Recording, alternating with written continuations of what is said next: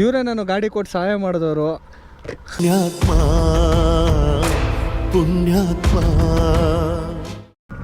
Hi, hello, ನಮಸ್ಕಾರ. ಎಲ್ಲರೂ ಹೇಗಿದ್ದೀರಾ? ಎಲ್ಲರೂ ಚೆನ್ನಾಗಿದ್ದೀರಾ ಅನ್ಕೋತೀನಿ. ನಾನಿವತ್ತು ಒಂದು ಸ್ಪೆಷಲ್ ಸೆಗ್ಮೆಂಟ್ನ ವೆಹಿಕಲ್ನ ರಿವ್ಯೂ ಮಾಡೋಕ್ಕೆ ಅಂತ ಬಂದಿದ್ದೀನಿ. ಬನ್ನಿ, ಇದರ ಮುಂದೆ ಏನೇನಿದೆ, ಏನೇನು ಚೆನ್ನಾಗಿದೆ ಚೆನ್ನಾಗಿಲ್ಲ ಎಲ್ಲನೂ ತಿಳಿಸ್ಕೊಡ್ತೀನಿ. ನಾನಿವತ್ತು ರಿವ್ಯೂ ಮಾಡೋಕ್ಕೆ ಹೊರಟಿರೋ ಗಾಡಿ ಹೋಂಡಾದ ಹೊಸ ಶೈನ್ 100cc ಗಾಡಿ. ಬನ್ನಿ, ಗಾಡಿಯಲ್ಲಿ ಏನು ಚೆನ್ನಾಗಿದೆ ಏನು ಚೆನ್ನಾಗಿಲ್ಲ ಅಂತ ಒಂದೊಂದಾಗೆ ಮುಂದಕ್ಕೆ ತಿಳಿಸ್ಕೊಡ್ತಾ ಹೋಗ್ತೀನಿ. ವಿಡಿಯೋನ ಪೂರ್ತಿ ನೋಡಿ. ನಿಮ್ಗೆ ಇಷ್ಟ ಆಯಿತು ಅಂದರೆ ಕಮೆಂಟ್ ಮಾಡಿ, ಲೈಕ್ ಮಾಡಿ, ಸಬ್ಸ್ಕ್ರೈಬ್ ಮಾಡಿ. ಸಬ್ಸ್ಕ್ರೈಬ್ ಮಾಡಿದ್ಮೇಲೆ ಬೆಲ್ ಐಕನ್ನ ಕ್ಲಿಕ್ ಮಾಡೋದು ಮಾತ್ರ ಮರಿಬೇಡಿ. ಬನ್ನಿ, ಒಂದೊಂದಾಗಿ ಏನು ಚೆನ್ನಾಗಿದೆ ಚೆನ್ನಾಗಿಲ್ಲ ಅಂತ ತಿಳಿಸ್ಕೊಡ್ತೀನಿ.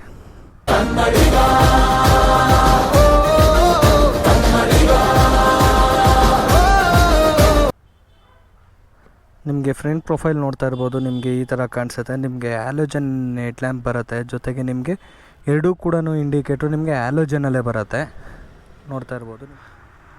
ನಿಮಗೆ ಸೈಡ್ ಪ್ರೊಫೈಲ್ ನೋಡ್ತೀರಾ ಅಂದರೆ ಈ ಥರ ಬರುತ್ತೆ. ಶೈನ್ 100DX ಅಂತ ನೇಮ್ ಬ್ಯಾಡ್ಜಿಂಗ್ ಬರುತ್ತೆ. ಜೊತೆಗೆ ಹೋಂಡಾದು ಕೂಡ ನೇಮ್ ಬ್ಯಾಡ್ಜಿಂಗ್ ಬರುತ್ತೆ. ಎಲ್ಲ ಸ್ಟಿಕ್ಕರಿಂಗ್ ರೀತಿಯಲ್ಲೇ ಆಗಿರುತ್ತೆ. ಬನ್ನಿ, ನಿಮಗೆ ಈ ಸೈಡ್ ಏನಾದ್ರು ಬರೆದಿದ್ದಾರಾ? ಈ ಸೈಡು ಅಷ್ಟೇ. ನಿಮಗೆ ಶೈನು ಮತ್ತು ಇಲ್ಲಿ ಹೋಂಡಾನ ಸ್ಟಿಕ್ಕರ್ ಬಿಟ್ಟು ನಿಮಗೆ ಬೇರೆ ಯಾವುದೇ ರೀತಿ ಸ್ಟಿಕ್ಕರ್ ಕಾಣಿಸಲ್ಲ. ಜೊತೆಗೆ ಇದರಲ್ಲಿ ಬಂದು ನಿಮಗೆ ಟ್ವಿನ್ ಸಸ್ಪೆನ್ಷನ್ ಬರುತ್ತೆ. 5 ಸ್ಟೆಪ್ಸ್ ಅಡ್ಜಸ್ಟೇಬಲು. ಇದು ನಮಗೆ ಎಷ್ಟಕ್ಕೆ ಬೇಕೋ ಅಷ್ಟಕ್ಕೆ 5 ಸ್ಟೆಪ್ಪಲ್ಲಿ ಅಡ್ಜಸ್ಟ್ ಮಾಡ್ಕೋಬೋದು. ಫುಟ್ ರೆಸ್ಟ್ ಕೊಟ್ಟಿದ್ದಾರೆ, ಬ್ರೇಕ್ ಇದೆ. ಇನ್ನು ರೇರ್ ಪ್ರೊಫೈಲ್ ವಿಚಾರಕ್ಕೆ ಬಂದರೆ ಇಲ್ಲೂ ಕೂಡ ಅಷ್ಟೇ ನಿಮಗೆ ಹ್ಯಾಲೋಜನ್ ಬಲ್ಬ್ ಬರುತ್ತೆ. ಜೊತೆಗೆ ಹ್ಯಾಲೋಜನ್ ಬ್ರೇಕ್ ಲೈಟೂ ಹ್ಯಾಲೋಜನ್ನೇ ಬರುತ್ತೆ. ಜೊತೆಗೆ ನಿಮಗೆ ಇದರಲ್ಲಿ ಬಂದು ಸ್ಯಾರಿ ಗಾರ್ಡ್ ಬರುತ್ತೆ. ಜೊತೆಗೆ ಲೇಡೀಸ್ ಫುಟ್ ರೆಸ್ಟ್ ಬರುತ್ತೆ. ಅದು ಬಿಟ್ಟು ನಿಮಗೆ ಫ್ರಂಟು ಗಾರ್ಡೆಲ್ಲ ಬಂದು ನೀವು ಸಪ್ರೇಟಾಗಿ ಹಾಕ್ಸ್ಕೋಬೇಕು. ಈ ಗಾಡಿಗೆ ಇಂಜಿನ್ ಗಾರ್ಡು ಅಷ್ಟೇ ನೀವು ಸಪ್ರೇಟಾಗಿ ಹಾಕ್ಸ್ಕೋಬೇಕು.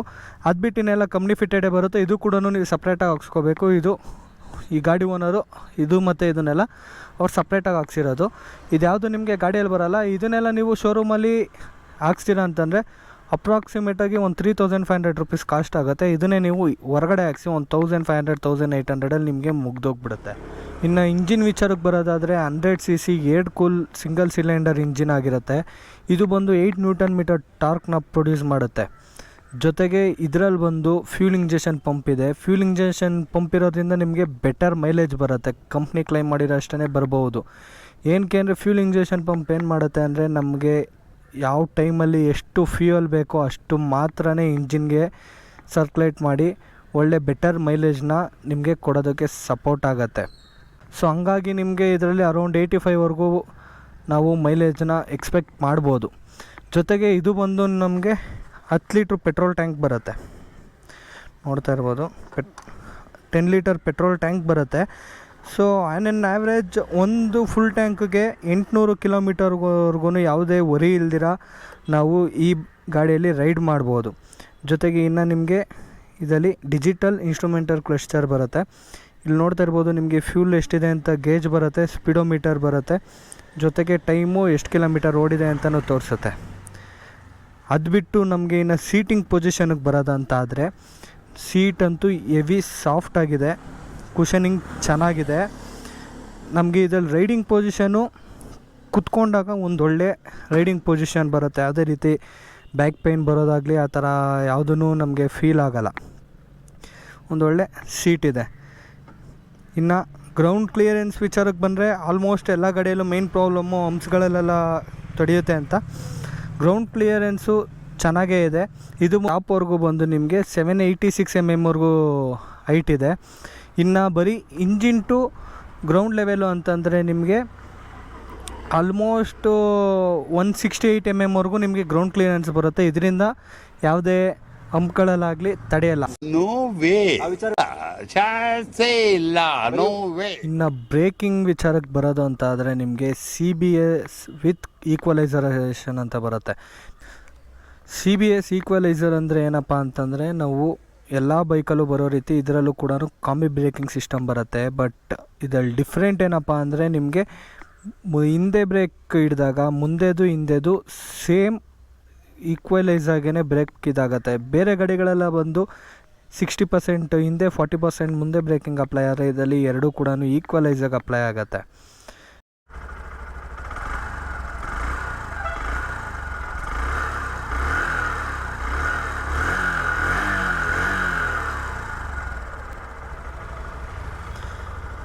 ನಿಮಗೆ ಎಕ್ಸಾಕ್ಟ್ ನೋಟು ಕೇಳ್ತಾ ಇರ್ಬೋದು, ತುಂಬ ಸೌಂಡ್ ಇಲ್ದಿರ ಡೀಸೆಂಟಾಗಿದೆ ಎಕ್ಸಾಸ್ಟ್ ನೋಟು ಕೂಡ. ಜೊತೆಗೆ ಇದ್ರಲ್ಲಿ ಬರೋವಂಥ ಇಂಜಿನ್ ಬಂದು ನಿಮಗೆ ತುಂಬ ರಿಫೈನ್ ಆಗಿರುತ್ತೆ. ಹೋಂಡಾ ಇಂಜಿನ್ ಅಂದ್ರೇ ಹಾಗೆ, ನೀವು ಆರಾಮಾಗಿ 1,00,000 ಕಿಲೋಮೀಟರ್ವರೆಗೂ ಯಾವುದೇ ರೀತಿ ಪ್ರಾಬ್ಲಮ್ ಬರಲ್ಲ. ಆ ಥರ ಇಂಜಿನ್ನ ಹೋಂಡಾದವರು ಬಿಲ್ಡ್ ಮಾಡಿದ್ದಾರೆ. ಬಟ್ ಹೆವಿ ಸ್ಮೂತಾಗಿದೆ. ನಿಮ್ಮ ಮನೇಲಿ ಯಾವುದೇ ಹೋಂಡಾ ಗಾಡಿ ಇದ್ರೂ ಬೇಕಂದರೆ ನೀವು ಟ್ರೈ ಮಾಡಿ ನೋಡಿ. ನಿಮ್ಗೆ ಅವಾಗೇನು ಫೀಲ್ ಕೊಡ್ತಾ ಇದೆಯೋ ಹೋಂಡಾ ಇಂಜಿನು, ನೀವು ಕರೆಕ್ಟಾಗಿ ಮೇಂಟೆನೆನ್ಸ್ ಮಾಡಿ ಇಟ್ಕೊಂಡಿದ್ರೆ ಇವಾಗೂ ಕೂಡ ಹಳೆ ಗಾಡಿ ಅದನ್ನು ಸೇಮ್ ಫೀಲೇ ಕೊಡುತ್ತೆ. ಗೇರ್ ಶಿಫ್ಟಿಂಗು ಅಷ್ಟೇ ಸ್ಮೂತಾಗಿದೆ. ಓಡಿಸ್ಬೇಕಾದ್ರೆ ಒಂಥರ 100cc ಗಾಡಿ ಅಂತ ನಮಗೆ ಫೀಲೇ ಆಗಲ್ಲ. ಯಾವುದೋ ಒಂದು 125cc ಇರ್ಬೋದು ಅನಿಸುತ್ತೆ. ಈ ಗಾಡಿ ಟೈರ್ ಚಿಕ್ಕದಿದ್ರೂ ಕೂಡ ಓಡಿಸ್ಬೇಕಾದ್ರೆ ಒಂದು ಒಳ್ಳೆ ರೈಡಿಂಗ್ ಕಂಫರ್ಟೇಬಲ್ ಅಂತೂ ನೆಕ್ಸ್ಟ್ ಲೆವೆಲ್ಲು. ಹಾರನ್ನು ಕೂಡ ಲೌಡಾಗೇ ಇದೆ, ಒಳ್ಳೆ ಡೀಸೆಂಟಾಗಿದೆ ಹಾರನ್ನು ಕೂಡ.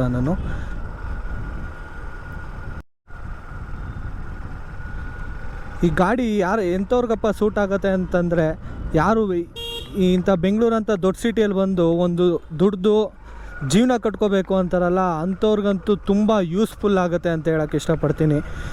ಏನಕ್ಕಪ್ಪ ಅಂದರೆ ಇದಕ್ಕೆ ಒಂದು ಕಾರಣ, ಫಸ್ಟಾಗಿ ಇದರಲ್ಲಿರೋವಂಥ ಮೈಲೇಜು, ಇನ್ನೊಂದು ಇದರಲ್ಲಿ ಬರೋವಂಥ ಸರ್ವಿಸ್ ಕಾಸ್ಟು. ಏನಕ್ಕೆ ಅಂದರೆ ಇದು ಒಂದು ಸರಿ ನಾವು ಸರ್ವಿಸಿಗೆ ಬಿಡ್ತೀವಿ ಅಂದರೆ ಆ್ಯಾವ್ರೇಜ್ ಅಂದರೂ 800 ರೂಪೀಸಿಂದ 1000 ರೂಪೀಸ್ವರೆಗೂ ಖರ್ಚಾಗತ್ತೆ.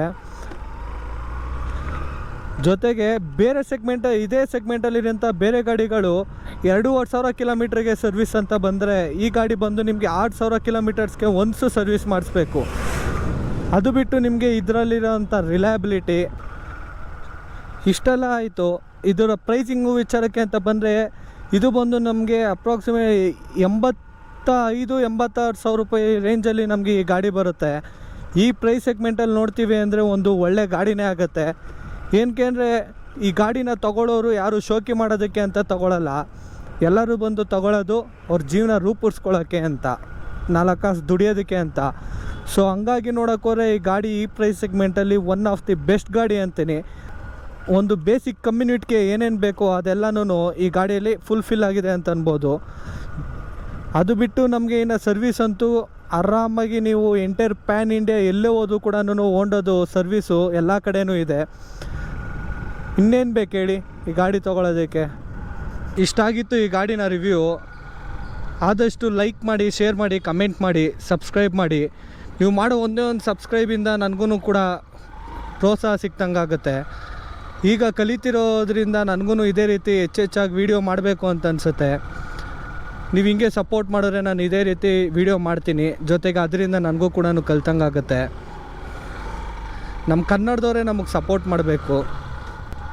Thank you all, love you. ಇದೇ ರೀತಿ ಸಪೋರ್ಟ್ ಮಾಡಿ.